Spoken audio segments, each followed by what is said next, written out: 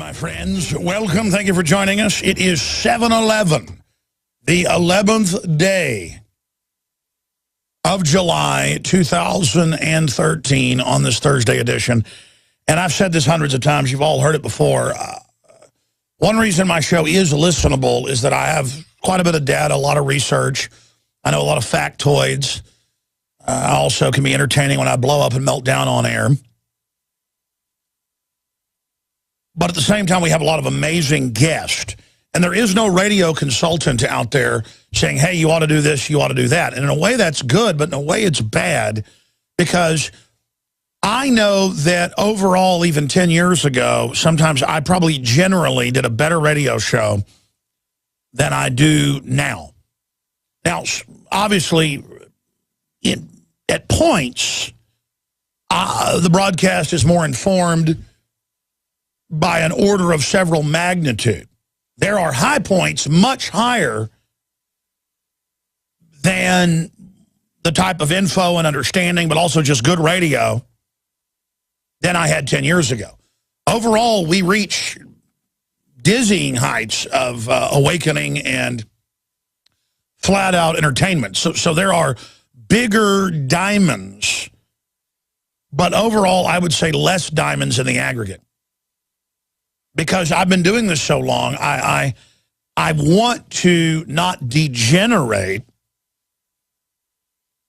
instead of evolve and develop and get better. And a lot of it is that I really could care less what people think about me now completely. I don't have as big an ego as I had 10, 15 years ago, where I would care about how I sounded or how I looked. And people ask me all the time, is your show real or is it an act? And I believe what I'm saying. When I get mad, it's real, but I'm letting myself do it. So does that make it an act? It's real, but there's an element to free will to go wild on the air.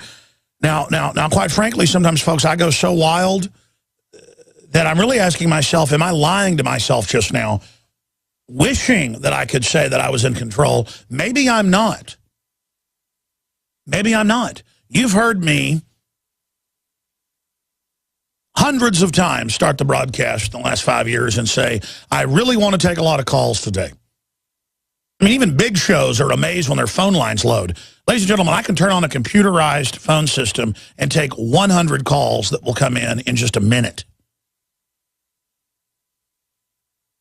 Most shows lean on the callers like a boxer leaning on the ropes or holding the person they're boxing to rest. With me, it's the opposite. It's more of a frenzied, manic, frothing, kind of, what's the right word for it? Berserk. A berserking, fits and starts, train wreck. I mean, I can conduct the best radio interviews out there, sound like Charlie Rose, ask great questions, sit back, listen to the people, come off. I mean, I can do it in English accent if I wanted to. But I can't control myself. I won't do it. I could get up here and get calm like I am when I'm not on air and completely, eloquently communicate things. But then I get on air. What I'm saying is I get on air, and I'm like half the man I am off the air. And so there is mega massive news. But when I come back, I'm going to give the phone number out. And I'm going to take 30 or 40 phone calls the next hour, or I'm going to have John Bound punch me in the nose live on air. Now you can watch Alex Jones live at Infowars.com/show. You'll find links to all of our content there and a free 15-day trial for Prison Planet TV.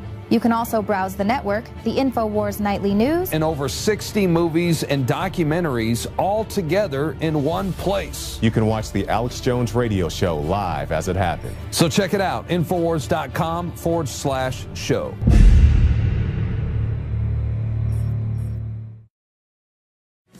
And here's what I want to do.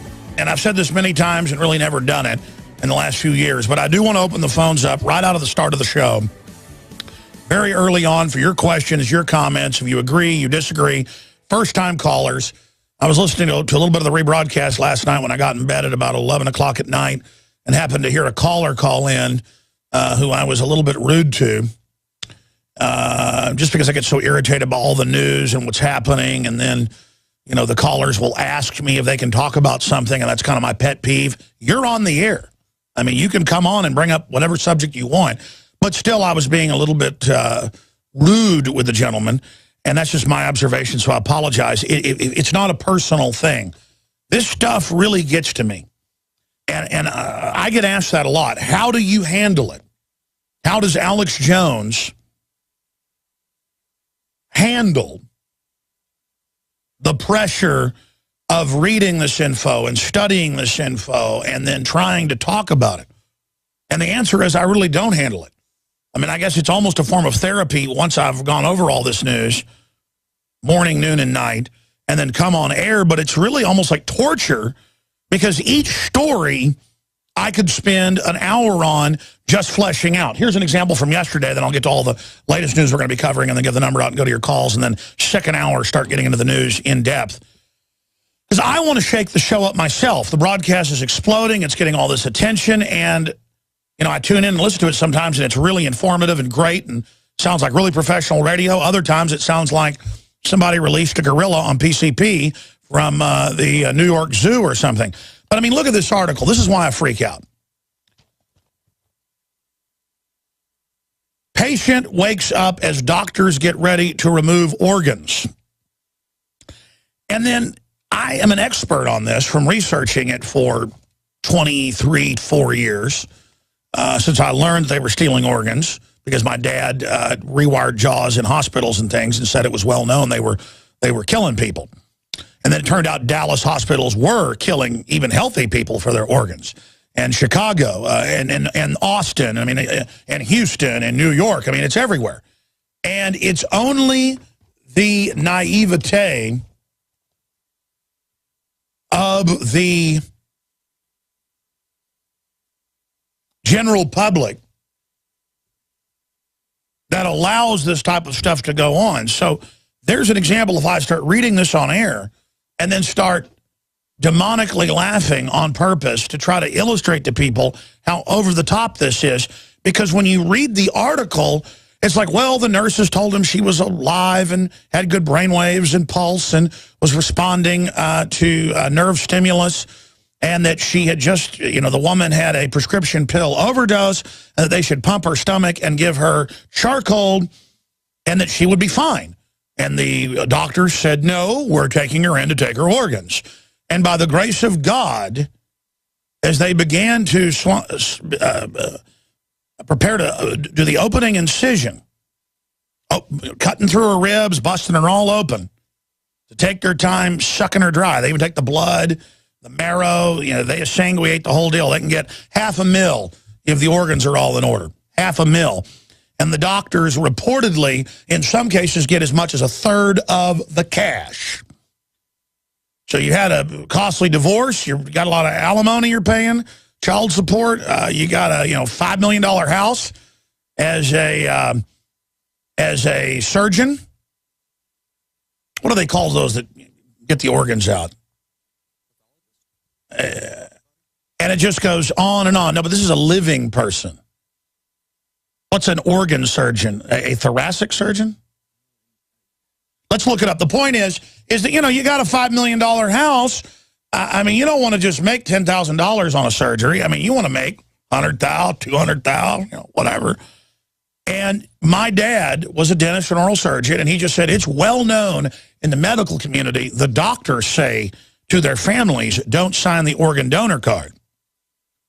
Because a lot of hospitals, if you come in unconscious, I mean a knock on the head, they're going to kill you.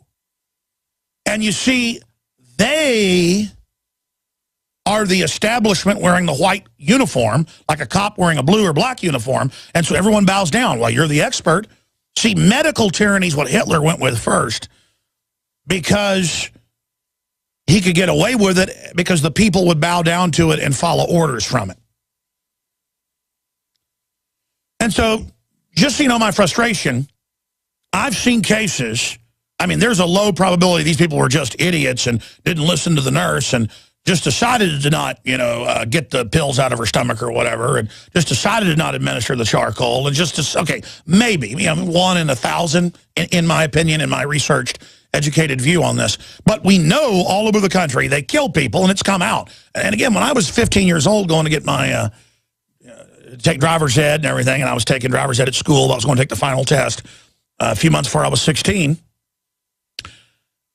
And my dad was taking me there some days, you know, for the after-school driver's ed, because there was also some after-school stuff, driving classes, whatever you call it. And he told me, listen, don't sign that card. And he said, the doctors don't do it with their kids and their wives and their husbands. And I said, why? And he goes, I've just been told that they will not take care of you. And I said, what, if you're brain dead? He goes, no. I mean, the word is they're killing healthy people. And he said, I'm just going to leave it at that.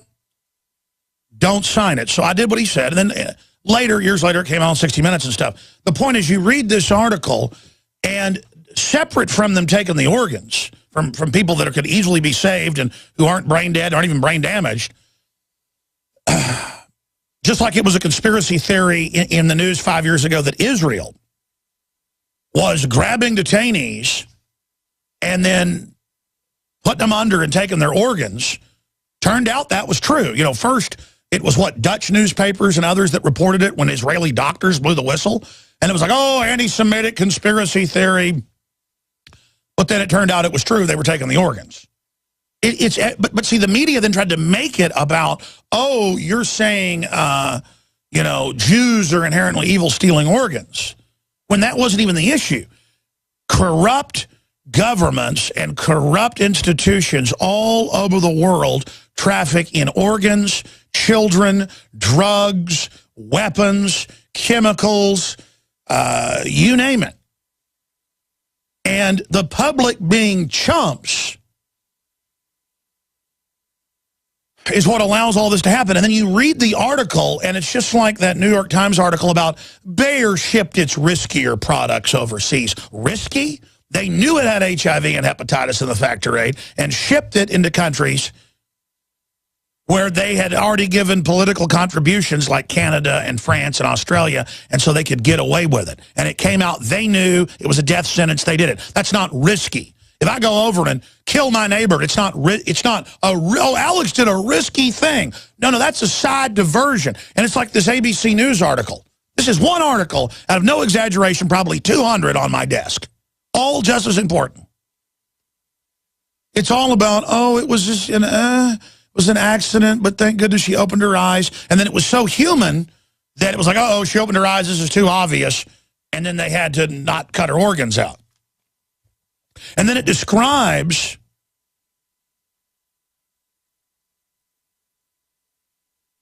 what went on. It was exactly midnight when Colleen Burns eerily opened her eyes and looked at the orbiting lights above her. Shocked doctors who believed she was dead.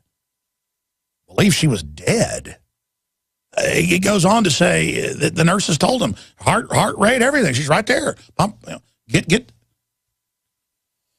So see, they're like, oh, they believe she was dead. And we're about to remove her organs and donate them to patients on the transplant waiting list because they had the money. The Syracuse Post-Standard unearthed a report. See, this stuff's all over the place because it's just a report. Nothing's ever done. From the U.S. Department of Health and Human Services, that's like Satan overseeing a low-level demon, that chronicled the series of errors that led to the near organ removal of a living patient at St. Joseph Hospital Health Center in Syracuse, New York in 2009. This just broke yesterday. The patient did not suffer any type of arrest of the heart, did not have irreversible brain damage. The HHS report concluded the patient did not meet criteria for withdrawal of care. So see, once you're withdrawing care, somebody's alive now, we're going to withdraw care and take their organs. Well, now it's just, we're just going to take it even though you're alive. And, well, you better hope you open your eyes. Next it'll be, we have to sedate them because they're dead, so they're a zombie. We have to, According to the report, doctors had inaccurately diagnosed Burns with irreversible brain damage. Yeah. And ignored nurses who noticed signs that Burns was improving. She curled her toes when touched, flared her nostrils, and moved her mouth and tongue. Oh, she's like trying to come out of it. Hey, let's pump her stomach. Let's get the... No. She was also breathing on her own, even though she was on a respirator. Well, see, that's part of the act. That's like when a SWAT team raids Amish for having their own milk. It's all part of the theater. Oh, look, we have guns and armored vehicles. They're bad. They're bad. We wouldn't be here if they weren't bad. Oh, here, let's put me on a respirator. They could have just got Michael Hastings, stuck him on a respirator. He's like, get it out of my mouth. And they're like, shut up. Boom. This is it's all theater. 800-259-9231. 800-259-9231. And then it's her on the table fighting for her life. Next, they'll just say, she's really a zombie. That's how this works now. And they'll go, it's a conspiracy theory that anybody's alive. We'll take all your organs. It's for the children.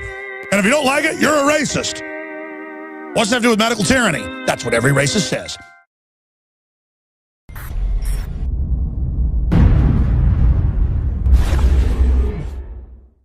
Because there's a war on for your mind. That has been our motto here at InfoWars for my 18 years of battle against the globalist.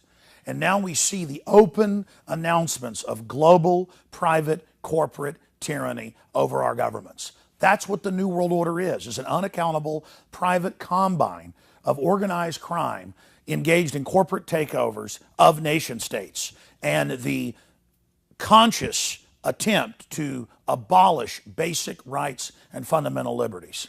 Infowars.com is not just leading the charge against this here in the U.S. or North America. We are leading the charge worldwide. And that's because our listeners, our viewers, our supporters, fellow freedom lovers like you across the planet resonate with our message of liberty and telling it like it is. And that's why for the last 2 years especially, I have thrown everything I've got, my time, my energy, our backup capital, everything into really trying to awaken the sleeping giant that is humanity. And that's why the July issue that just came in a few days ago is so important. We've already sold about half the stock we have of it at cost in groups of 10 up to 100 in bulk. It covers the entire NSA spy grid, how it ties in worldwide, how it's not about stopping terrorists, but about suppressing and dominating and controlling the free press and political opposition. And in this magazine, we don't just have 3 free bumper stickers like I did a few months ago. We have 10 bumper stickers, 4 full-size ones with amazing messages guaranteed to get people thinking like America has been occupied by globalist forces. Infowars.com. Listen to Alex Jones at Infowars.com. Infowars.com. Forbidden information. Listen to Alex Jones. Infowars.com. And then on top of it, 6 medium-sized bumper stickers with the message as well. These are key to post in legal and lawful areas on your book bag, your computer, your car, or to give friends and family. I have printed 500,000 of these bumper stickers. Only half of this month's run of magazines has them.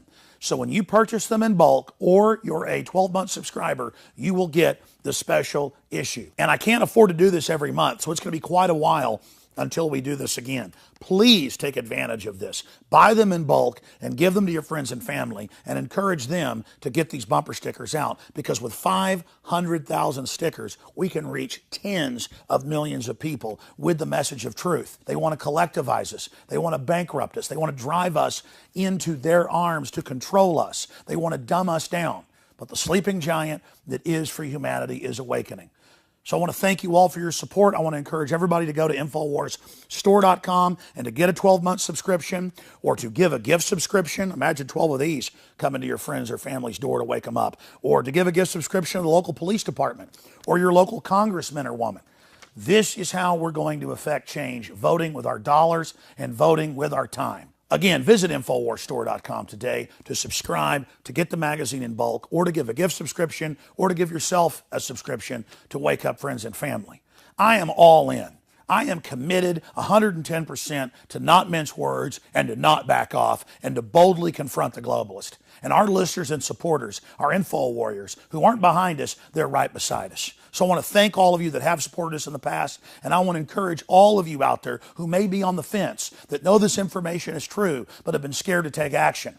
You had better be scared of not taking action and letting this monstrous system come to fruition. Now is the time to commit. Now is the time to say which side of history you're on. Now is the time to stand against the globalist and the New World Order. And regardless of whether you get this July issue, this July 4th resistance to tyrants issue, spread the word about liberty, resist corruption in your area. Millions of us doing little things can move mountains together. I'm Alex Jones signing off for Infowars.com and the Infowars team.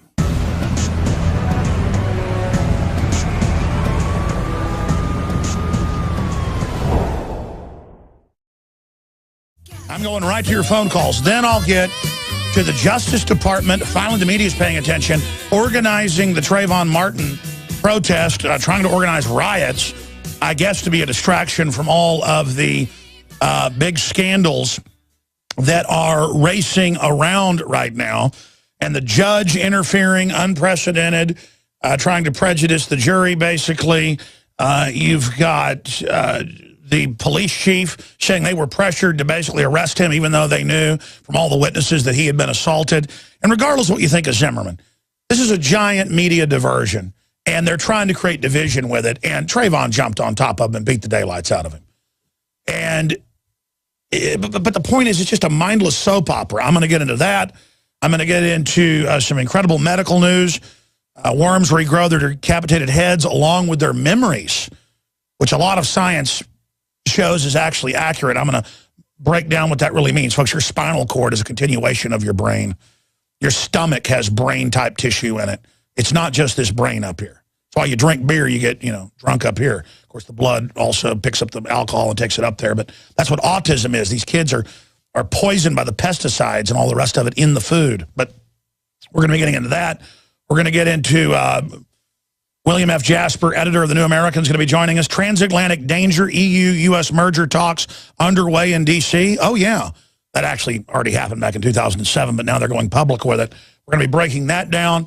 We're going to be getting into just a ton of news. Lawmaker demands the National Guard patrol the streets of Chicago to stop gun violence. The truth is, this has already been going on for 4 years.